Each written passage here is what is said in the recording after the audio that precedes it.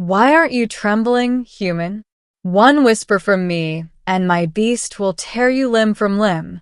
The first time the aristocrat's voice reached him, it came like a razor, cold and deliberate. Why aren't you trembling, human? One whisper from me, and my beast will devour you limb from limb. Ralvesa stood on the balcony above the holding yard, silhouette set against Aran Prime's pink sky.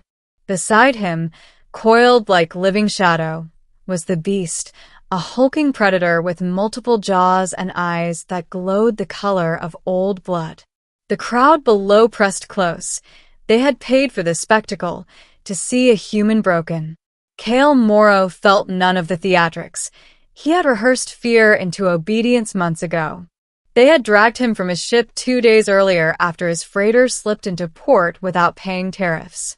For a man who lived among rust and engines, humiliation tasted like acid.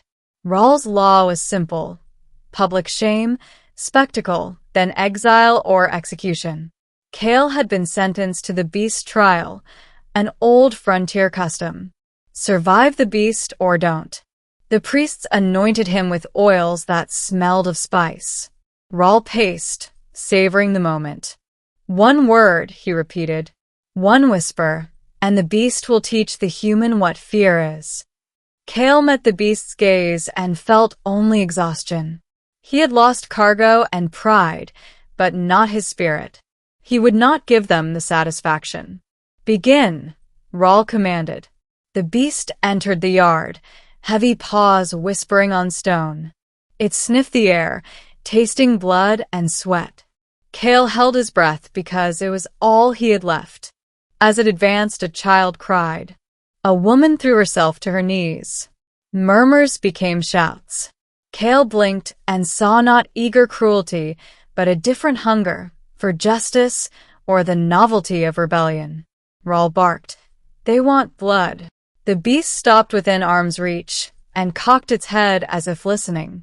Then, impossibly, it paused. One of its eyes showed Cale's reflection, a tired man with a scar across his lip. From the crowd moved a woman carrying an odd instrument of polished bone and copper. She climbed the low wall and began to play a lullaby, clear and steady. The beast's ears twitched. Its muscles loosened. It slumped, eyes distant, as if remembering something tender. The woman, Joran, Cale realized, a pilot from his freighter, smiled at him. Beasts remember. Handlers teach them songs, a sound for hunger, one for rage, one for rest. Rawl's face twisted. Guards, remove her. Guards surged, but the lullaby flowed. The crowd's mood shifted from hunger to awe. The beast lowered itself, a gesture of submission. Cale felt spared, not by mercy, but by training. The aristocrats still held power. Rawl's smile sharpened.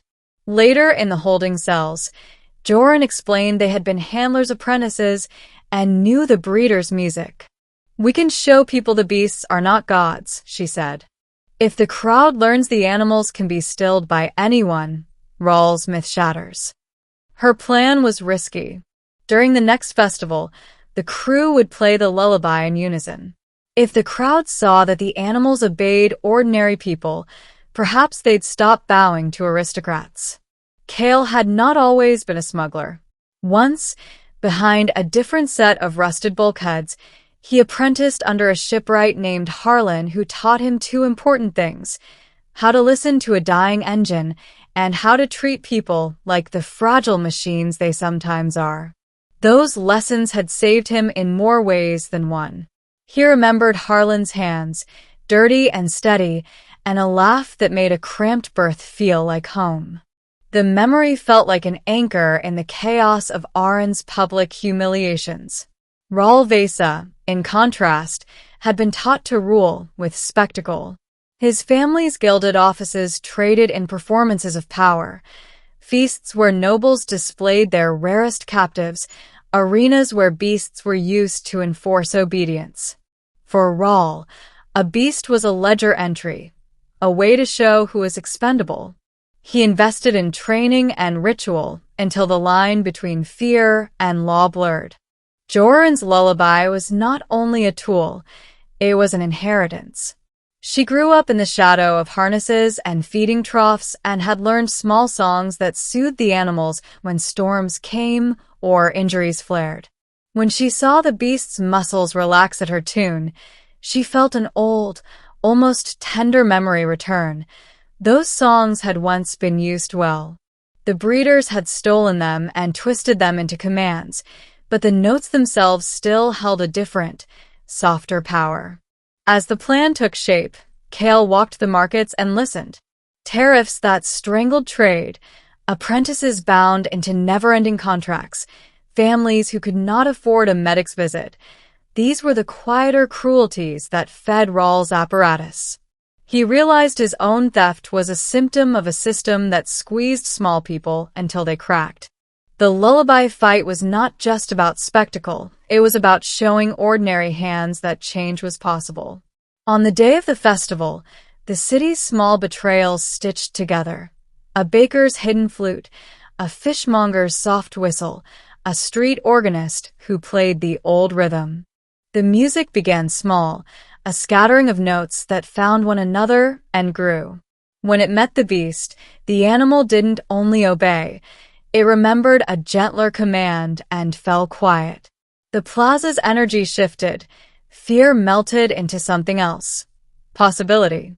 The conflict that followed was ugly and human. Rawl reached for weapons and wrote edicts, and some of his allies attacked those who dared block him. People broke. They got angry. Some of Joran's crew died in the weeks that followed. But the uprising was less like a sudden revolution and more like a wash. Steady pressure that eroded foundations none considered unsteady. Merchants refused to pay illicit fees, handlers refused to train beasts for spectacle, and trial after trial revealed ledgers filled with bribes and exploitive contracts. Rawls' reaction was both animal and arithmetic. He could have crushed the uprising in a single sweep several times that day. Instead, he miscalculated the nature of his power. He had counted only on fear and the obedience of instruments. He had not anticipated that songs and stubborn hands could offer alternatives. The aristocrat underestimated the simple truth that when people see they can do without the spectacle, they begin to choose differently. The weeks after were uneven. Laws didn't fall in a day, and justice is a clumsy, human business. There were trials where truths were laid bare. Lists of illicit tariffs, secret contracts with foreign enforcers, slave labor contracts disguised as apprenticeships. Some aristocrats left peacefully. Others resisted, and the resistance cost lives. Rawl vanished into the reef of administrative loopholes, a fugitive financed by old allies who still believed in his myth. The city began repairs, both physical and moral. Kale was offered positions and honors. People wanted to give him a place in the new council that would oversee trade reforms. Children wanted to touch his scars as proof that courage had a face. He declined most offers. He was more interested in patching a hole, teaching apprentices how to tune a fuel line, and finding small practical justice, arranging medicine deliveries to districts Rawl had exploited, working with handlers to turn sanctuaries into safe homes for the animals. He left Aran with Joran and a ragged band of friends who called themselves, half in jest, the Lullaby Collective. Together they patched a trade route that ran medicine and books to outlying districts.